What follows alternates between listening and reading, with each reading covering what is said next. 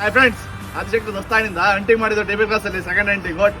ಇದು ಎಮೋತಿ ಆಫೀಸ್ ಒಳಗೆ ಮಾಡಿದ್ದು. ನಮ್ಮ ಫಾಲೋವರ್ಸ್ ಎಲ್ಲ ಬಂದು ತಗೊಂಡಿದ್ದಾರೆ ನೋಡಿ. 3 ಜನ ಸಿಕ್ಕಿದೆ ನೋಡಿದ್ದೀವಿ.